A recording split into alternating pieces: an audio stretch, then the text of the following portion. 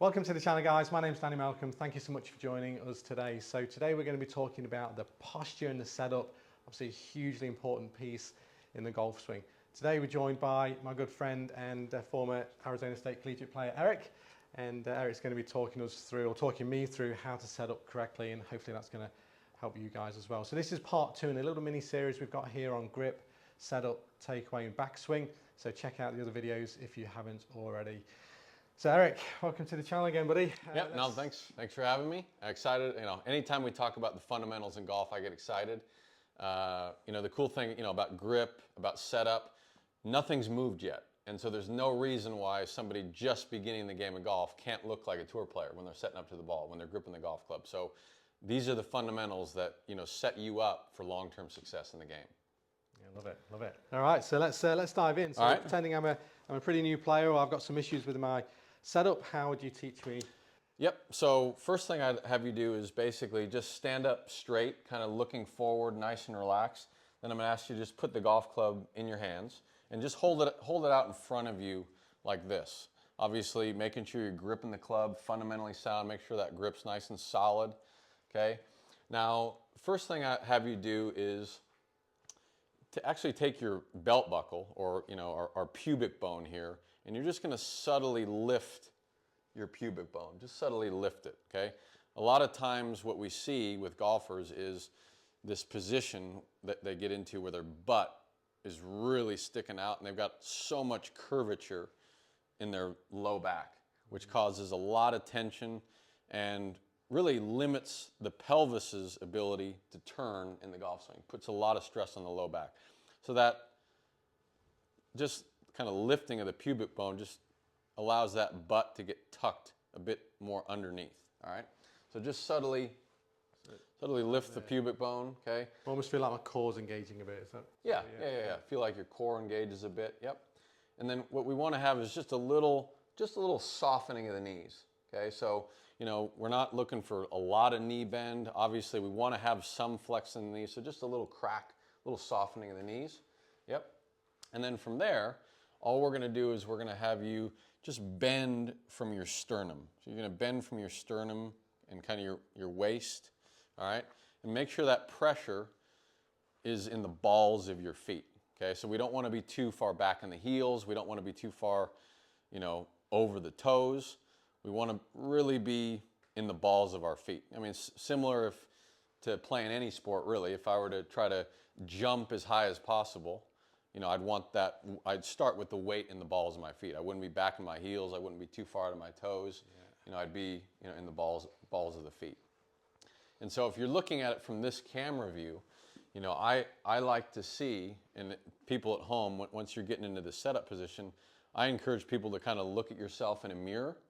And as long as these armpits are basically falling directly over the balls of the feet, that's when you're in good shape. All right? So, and you can see here there's, the spine here is quite neutral. I'd always rather see people be a little bit more almost concaved in the chest. Okay, where it's almost going to feel like the shirt on your back is quite tight and the shirt up front is quite loose. All right, so you're actually kind of elongating the spine by almost, because again, a lot of times you see players with a lot of arch, a lot of tension, and a lot of compression in the spine, which limits, the body's ability to turn into the backswing. So just by, again, feeling a little bit concave in the chest, make sure that butt's a little bit tucked underneath. That definitely feels different to me. So that's maybe something I could feel a bit more. Sometimes I get a little bit this way. So that feels different there. Yeah. Sometimes you'll see, sometimes you'll see players' chin, get too high. I like to see the chin, subtly tucked there, eyes looking straight down at the golf ball. Yeah. And yeah, that looks solid right there. Armpits you can see right over the balls of the feet. That's something I see a lot in my coaching too, is the head up this way and then almost like the looking down, players are looking down like that to try and see the ball. So I like that. Yeah. Chin tucked, eyes just looking directly at the golf ball, out of the center of the eye, Okay, and then from kind of the face-on view, so if you want to turn this way, yeah. So from the face-on view, I like to see, with irons, I like to see, the stance width, be just slightly wider than shoulder width, which you're right on the money there. Something that you see very, very common is you'll see the toes perpendicular to the target. So you'll see the toes kind of turned in like that. That really tightens the hips up, and it makes it really hard to turn in the backswing. So I know you got hip issues. Yeah, that's not feeling good. Just stood no, like no, that, exactly. So the easy cheat code is just make sure these toes are 1 to 2 inches flared. So make sure that one's, flare that one out, because that's going to just open up your hips and allow you to turn into the backswing. That's a really, really key piece that'll just get a lot more out of your pelvis when you turn.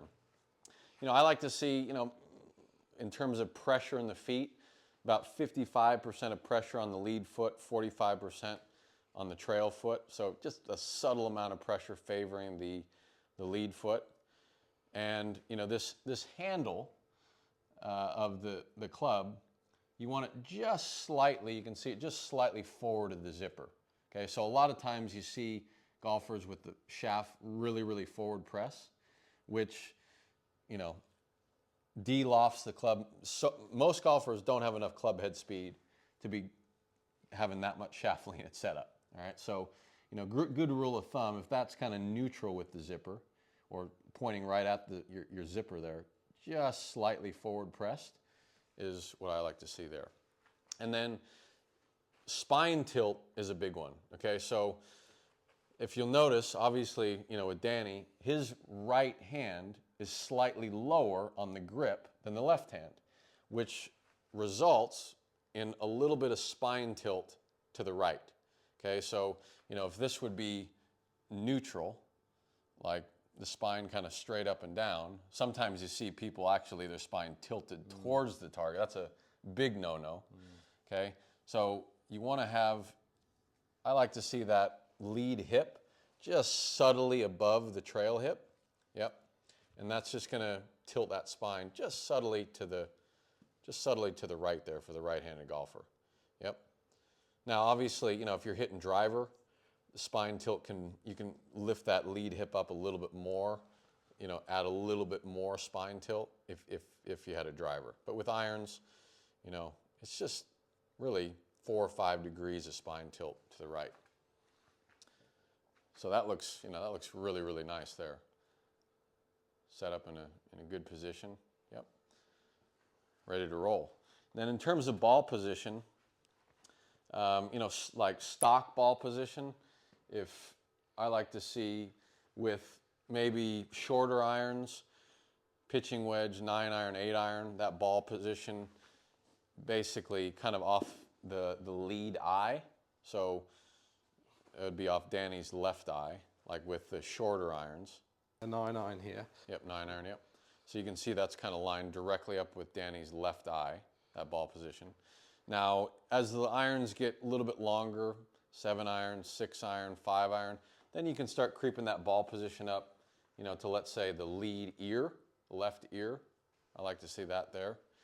So that's kind of, just stock ball positions there. Now with driver, you can creep it up a little bit further to where it's more, obviously with driver, the stance gets a little bit wider, the club's longer. As we talked about, the spine tilt's going to be maybe a little bit more. And then with driver, I like to see it kind of more off the lead armpit as a good stock ball position there with driver. With driver also the shaft might not be forward there. It might be more lined up with the zipper, the grip there. So just some minor adjustments from irons to driver. When you start gripping the golf club, we went over in that previous video, and setting up to the ball like that, I mean, it's going to drastically improve your golf swing pattern just by shifting your fundamentals around. Anything else you want to add there, Erik? I think that's pretty much it. I mean, I think, again, the biggest ones that I see are the arching of the low spine. That's a big one. almost the expanding of the chest. So just remember that if anything, I'd rather somebody set up to the ball, you know, like this, you know, almost like grandpa, than this way. And this is very, very common. You see right here with the butt really, really sticking out. So always err on the side of getting a little bit more rounded out.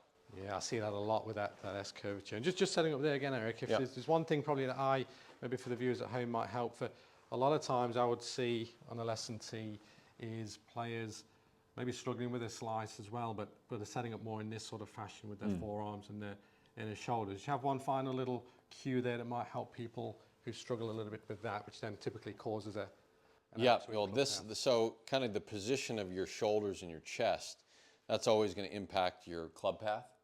And so what I like to see from this, with this camera view here, is the shoulders, I mean, depending on the shot you're trying to hit, you know, should be relatively square. One of the big things that is very common that you see is the right arm above the left one. And, you know, that causes the shoulders to get a little bit open. And so I like to almost feel this right elbow just kind of soften a bit. Get that right elbow nice and soft. And if you're looking at it from that camera, I like to see that right arm sit just a little bit underneath the left arm. Yeah, you can see it on the camera, guys. You can almost see Erik's left arm on top of his right there as well, which is good. Yeah. So if I'm trying to hit more of a fade, you know, I might, you know, just subtly open up the shoulders. Okay. Obviously, if I'm trying to hit maybe more of a draw, you know, you could even close off the shoulders a little bit, because that's going to impact path.